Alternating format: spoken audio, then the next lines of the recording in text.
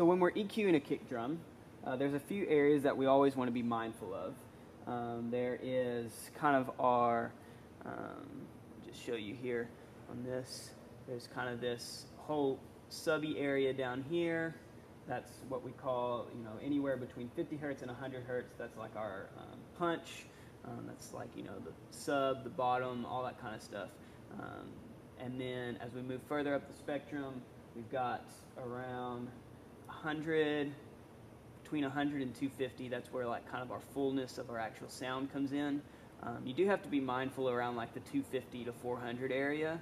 That's going to be kind of where some hollowness and really a lot of like low mid information that can kind of cloud up your kick drum is going to be at. And then we've got further up, we've got, let me move to a different thing here. Up here around like between the 2K and the 5K area, that's where all our attack kind of lives. All right, so I'm going to go ahead. We've got a kick drum that we've got recorded here, and we want, I'm just going to show you how I would EQ this. Naturally, I'm inside our Conway campus, and my room might sound a little different, so it's not like you can just paste this EQ on yours, but it'll at least give you some idea on where we're going with this. So here we go. We've got this. All right.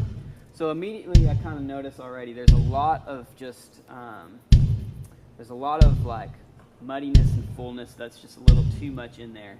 And that's going to be, so I'm going to go to my low mid spectrum here. I'm going to kind of boost till I find that area. I feel like it's right around in this area, 175 or so. And I'm going to cut there. And you'll notice kind of cleans up the sound a little bit. If you go too drastic, you kind of lose a little too much information. All right. And then I feel like on top of that, there's going to be kind of some in this hollowness area around, let's see what we can find here.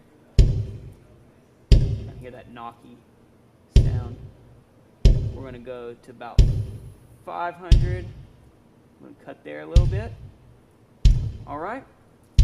And then lastly, in the room here, it feels like it's pretty like subby. Sometimes you might need to boost the subs. Sometimes you might need to cut them. Today, what I'm going to do is I'm going to cut the subs a little bit.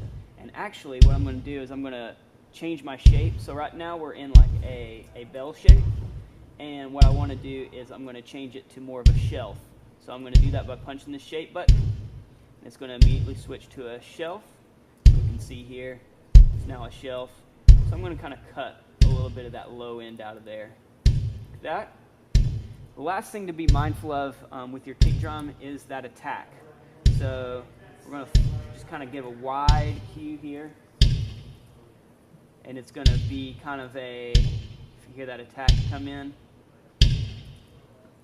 we're going to cut that a little bit just as we move through the set. For a fast song, we probably want to give a little bit more attack. But then for a slow song, as we move through the set, we might cut back that attack a little bit. So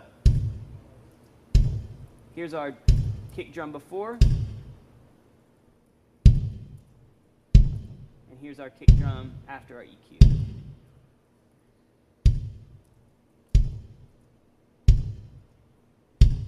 All right.